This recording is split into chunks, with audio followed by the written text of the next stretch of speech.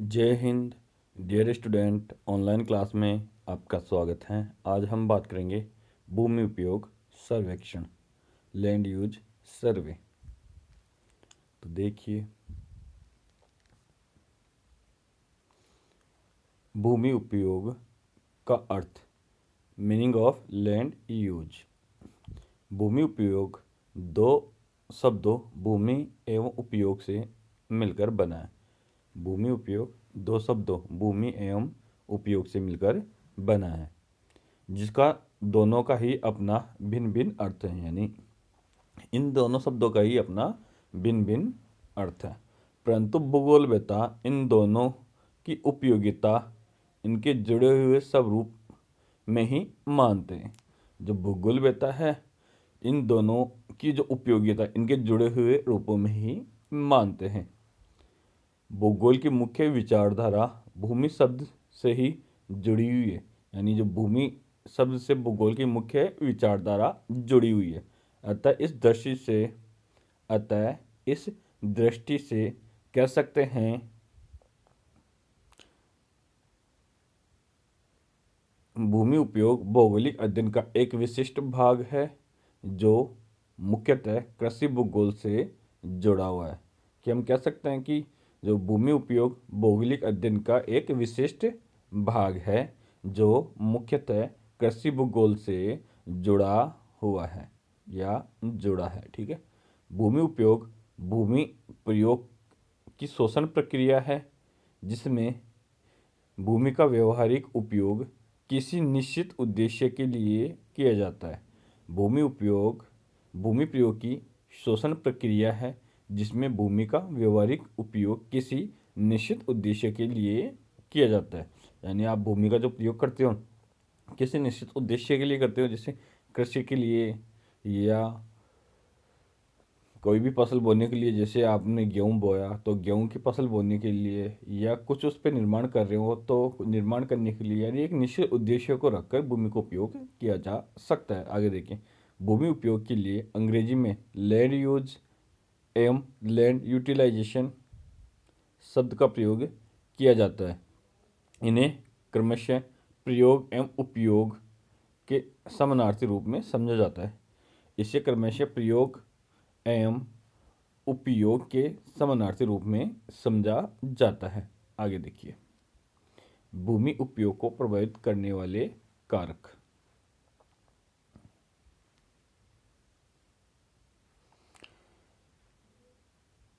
भूमि उपयोग को प्रभावित करने वाले कारकों को दो वर्गों में विभाजित किया गया है। यानी जो भूमि उपयोग है उसे प्रभावित करने वाले कारकों को दो वर्गों में विभाजित किया गया है। वास्तविक रूप में भूमि का उपयोग विभिन्न तत्वों से प्रभावित होकर विभिन्न रूप से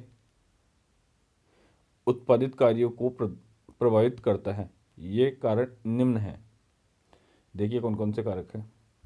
पहला है भौतिक कारक, फिजिकल फैक्टर्स। दूसरा है मानवीय कारक, ह्यूमन फैक्टर्स।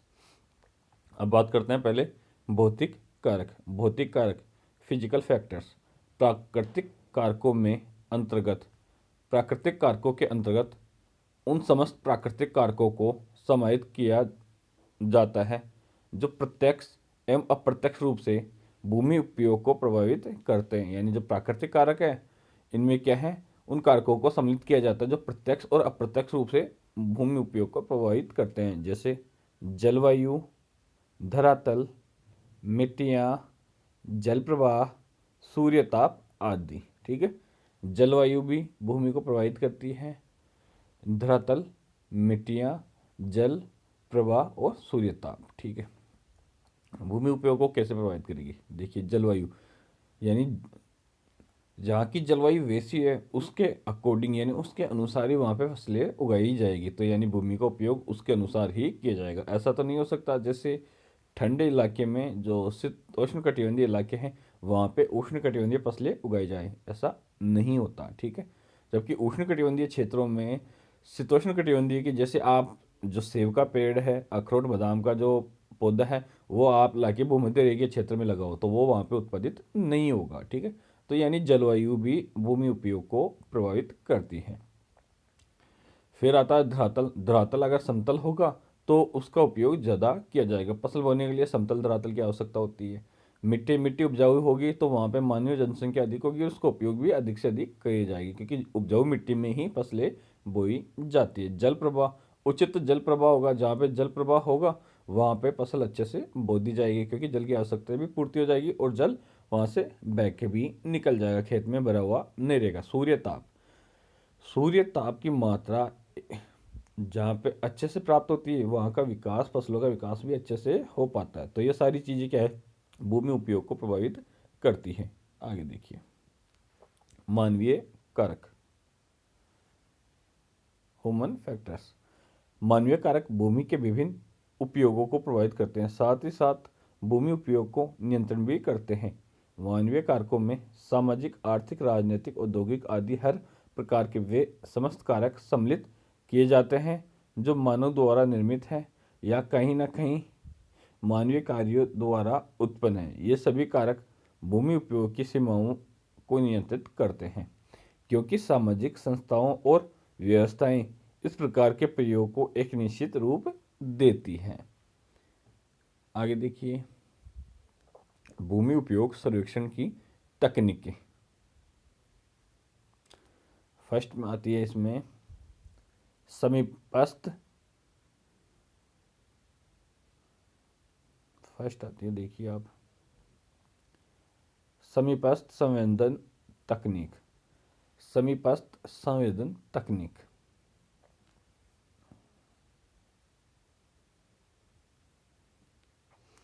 इस तकनीक में सर्वेक्षण उपकरणों की सहायता से भूमि मापन द्वारा मानचित्र, आरेख, चित्र, स्केच आदि तैयार किए जाते हैं। उदाहरण, धरातलीय मानचित्र और खाका प्लान तैयार करना प्रमुख है। यानी जो ये विधि है समीपस्थ संवेदन तकनीक, इससे क्या है, तकनीक से सर्वेक्षण उपकरणों की सहायता से भूमि मापन द्वारा मानचित्र, आरेख, चित्र एवं स्केच आदि तैयार कर ली जाती है। यानी इससे क्या है, जो भूमि का जो मानचित्र है, आरेख है और स्केच वो बना लिया जाता है। धरातलीय मानचित्र और खाका प्लान तैयार करना प्रमुख है। इस विधि से क्या है, जो धरातलीय मानचित्र और जो खाका प्लान तैयार करना प्रमुख है। ठीक है, आगे देखिए, सुदूर संवेदन तकनीक।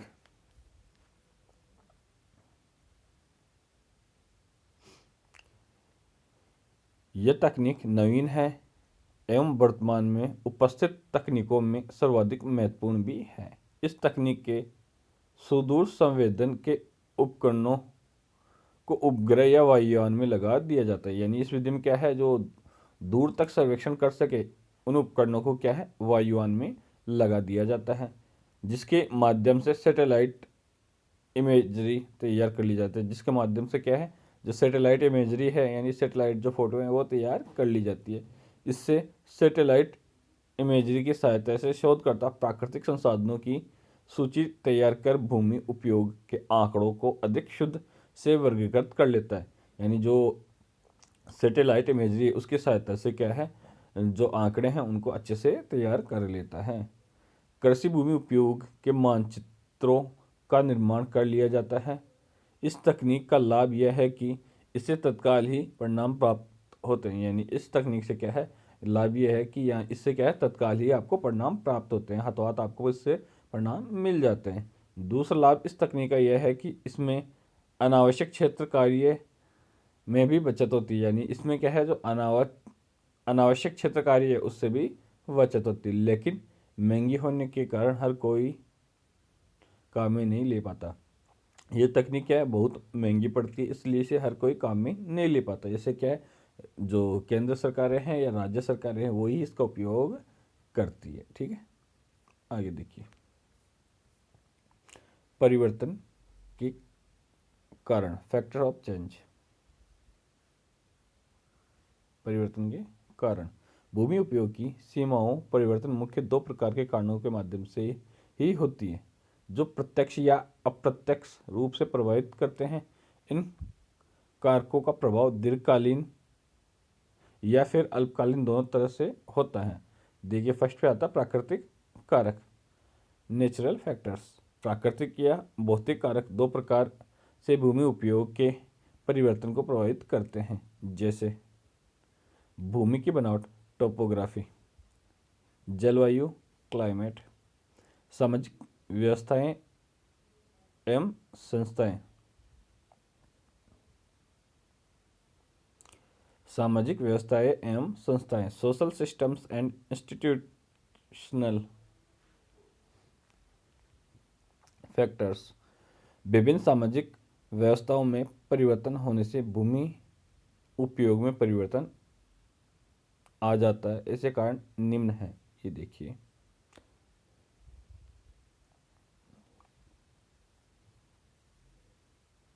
अब बात कर लेते हैं इसमें फर्स्ट की, आर्थिक परिवर्तन, इकोनॉमिक चेंज, इकोनॉमिक चेंजेस।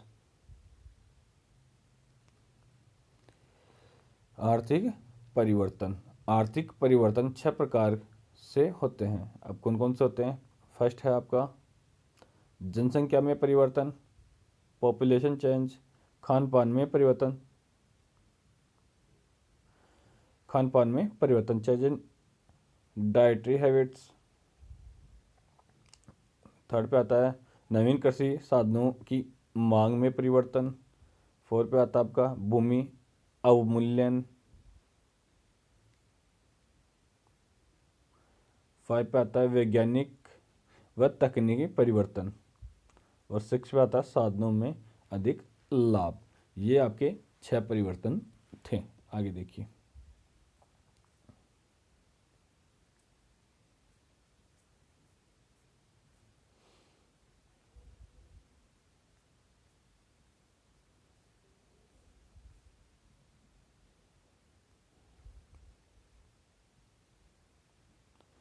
अब बात कर लेते हैं भूमि धारण क्षमता। भू धारण क्षमता में भूमि के भौगोलिक गुणों का पता लगाकर उसकी कृषि उत्पादन क्षमता निर्धारित करते हैं। भूमि में विद्यमान भौतिक गुण कभी नहीं बदलते। भूमि के स्वभाव गुण उसकी मिट्टी मूल सामग्री, तापमान, वर्षा, जलधारा क्षमता एवं मिट्टी के कणों की संरचना आदि निश्चित होती है, जिसमें अल्पकालीन परिवर्तन होते हैं। यानी जो भू धारण क्षमता है उसमें क्या है, बहुत ही कम परिवर्तन हमें देखने को मिलता है।